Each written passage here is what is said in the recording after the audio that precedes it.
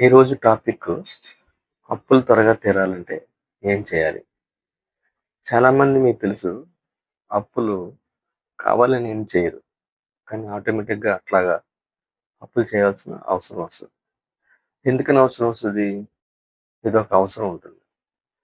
ఆ అవసరం తీర్చడం కోసం మన టైంకి డబ్బులు లేకపోతే అప్పు చేయాల్సొస్తది. అప్పు చేసిన తర్వాత దానికి వడ్డీ కడతారు.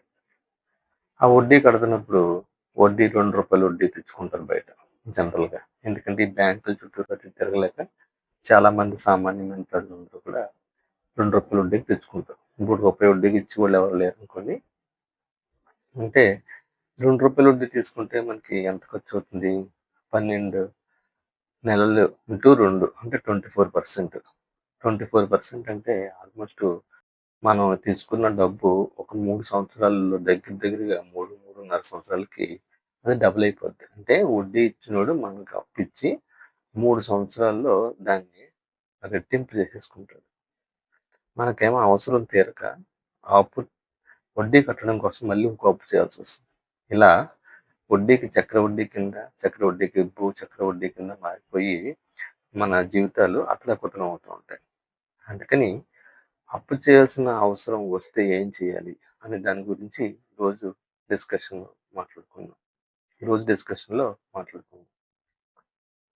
మనం ఎప్పుడైనా సరే ఒక నిర్దిష్టమైనటువంటి ప్రణాళిక లేకుండా, ఒక ఆలోచన లేకుండా మనం అప్పు చేస్తే, ఆ అప్పు మనల్ని తినేస్తది. మనల్ని కట్టిపడేస్తది. అందుకని మనం రాబోయే 15, 20 సంవత్సరాలకు ఒక గోల్ పెట్టుకోవాలి. అలాగే 10 సంవత్సరాల్లో మనం ఎలా ఉంటున్నామో ఐడియా పెట్టుకోవాలి. అలాగే మనం రాబోయే ఒక సంవత్సరంలో ఎలా ఉండాలనుకుంటున్నాము అనేవి నిర్దిష్టమైనటువంటి గోల్స్ పెట్టుకోవాలి. అంటే నేను చెప్పేదేంటంటే yearly goals, half yearly goals, quarterly goals, monthly goals అలాగే డే వైస్ కూడా మనం గోల్స్‌ని అచీవ్ చేయడానికి ఒక నిర్దిష్టమైనటువంటి ప్రణాళిక పెట్టుకోవాలి. రాసుకోవాలి పేపర్‌లో.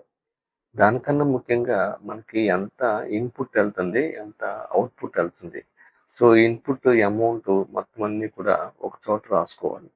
తర్వాత ఔట్‌పుట్ ఎంత బయటకెళ్ళిపోతుందనే దాని మీద కూడా రాసుకోవాలి. సో, మనకొచ్చే జమా ఖర్చులన్నీ ఒకవైపు, మనం ఖర్చు పెట్టే ఖర్చులన్నీ ఒకవైపు రాసుకున్నప్పుడు ఏమవుతుందనంటే, మనం ఎంత అమౌంట్‌ని ఖర్చు పెట్టగలుగుతున్నాము అనే దాని మీద ఒక ఐడియా వస్తుంది. సో, దాన్ని బట్టి మనకి ఆహ్, స్ వచ్చేదానికన్నా ఎక్కువ వెళ్ళిపోతుందా? తక్కువ వెళ్ళిపోతుందా? అనేది ఒక ఆలోచనొస్తది. ఆలోచనొచ్చినప్పుడు దానికి తగ్గట్టుగా మనం యాక్ట్ చేయవలసొస్తది. జనరల్‌గా రూల్ ఆఫ్ థంబ్ ఏంటంటే, మనకొచ్చిన సాలరీలో 30% మాత్రం మనం సేవ్ చేయడానికి ఛాన్స్ ఉంది. సేవ్ చేయ చేసే అవకాశం ఉంది. బట్ మనం చేస్తామా లేదనేది తర్వాత విషయం. సో, మన సాలరీలో 30% మనం సేవ్ చేయడానికి ట్రై చేయాలి. అట్‌లీస్ట్ 20% అయినా సేవ్ చేయాలి. అట్లాగే మనం ఏదైనా వస్తువులు తీసుకుంటున్నప్పుడు, ఆ వస్తువుల యొక్క ఈఎంఐ ఏదైతే ఉందో అది 33% దాటి వెళ్ళకూడదు.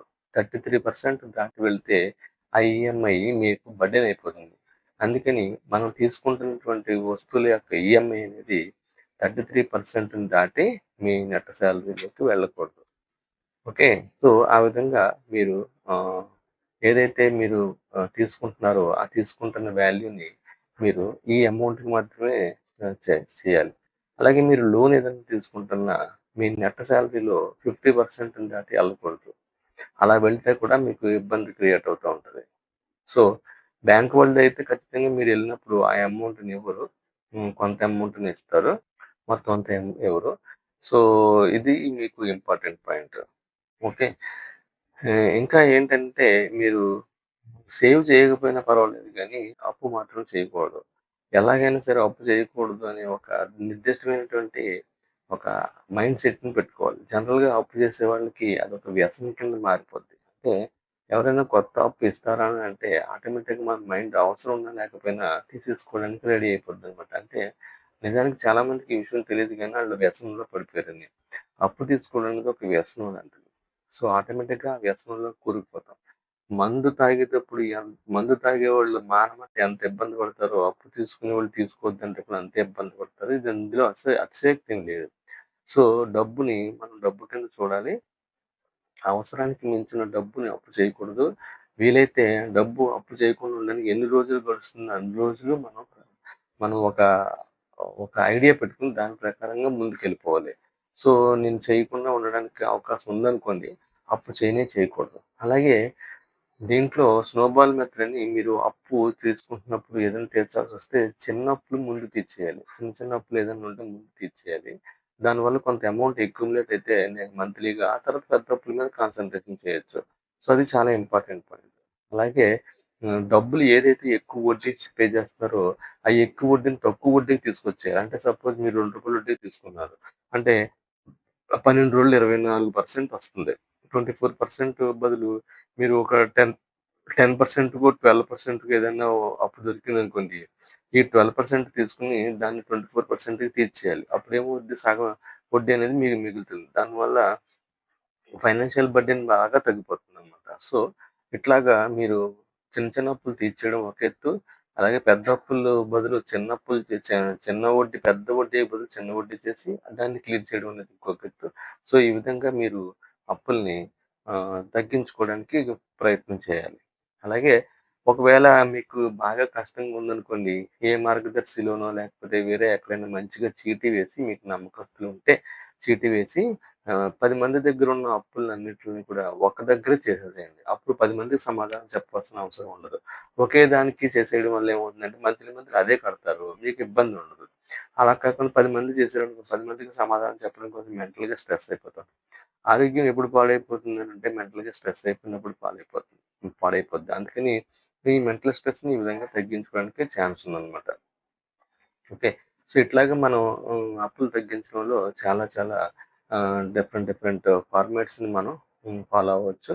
కొన్ని కొన్ని బ్యాంక్సు ఇప్పుడు మీ ఇంట్లో వాళ్ళు ఎవరైనా డ్వాక్రాది జాయిన్ అవుతున్నారనుకోండి, జాయిన్ అవ్వండి.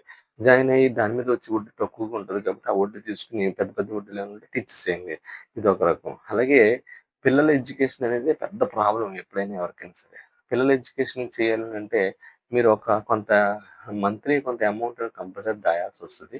చిన్న పిల్లలు ఇప్పుడే సంసారం మొదలుపెట్టిన వాళ్ళు ఎవరైనా అయితే గనుక వాళ్ళ లైఫ్ ఇలా ఉంటుందని ఎక్స్‌పెక్ట్ చేసుకొని వాళ్ళు ముందు నుంచి ఇప్పటి నుంచే డబ్బులు దాయడం అనేది అలవాటు చేసుకోవాలనమాట.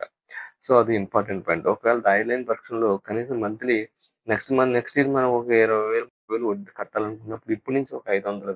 1000 దాయడం మొదలుపెట్టాలి. అదొక రికరింగ్ డిపాజిట్‌లోనో ఎందులోనో వేస్తే ఏ మ్యూచువల్ ఫండ్స్‌లోనో ఎందులోనో వేస్తే దాని మీద మీకు ఇంట్రెస్ట్‌తో సహా అమౌంట్ వస్తుంది కాబట్టి, ఆ డబ్బుల్ని మీరు మళ్ళీ లాస్ట్‌లో అవసరమైనప్పుడు తీసుకొని ఒకేసారి కట్టేసుకోవచ్చు.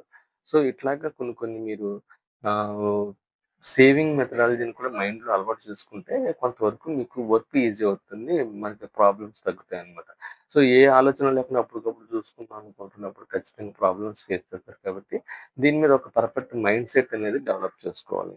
సో, ఈ విధంగా మీరు ముందుకెళ్తే డెఫినిట్‌గా వర్కౌట్ అవుతుంది. సో, ఇది నేను ఇది నేను అప్పు చేసే వాళ్ళ యొక్క ఆహ్, మనస్తత్వాలను అబ్జర్వ్ చేసి చెప్పిన పాయింట్లనమాట. సో, ఈ వీడియో గనుక మీకు నచ్చినట్టయితే లైక్ చేయండి, సబ్స్క్రైబ్ చేయండి, షేర్ చేయండి. సో, ఇట్లాగ నేను చాలా వీడియోస్ మీకు దీని మీద మనీ సిరీస్ మీద ఒకటి చేస్తాను. మీకు నచ్చినట్టయితే సబ్స్క్రైబ్ చేయండి, షేర్ చేయండి, లైక్ చేయండి. మీకు కావాల్సినటువంటి టాపిక్‌ని కింద కామెంట్‌లో తెలిపితే నేను దానికి తగ్గట్టుగా టాపిక్‌ని చేయగలుగుతాను. Thank you very much. See you. Bye by.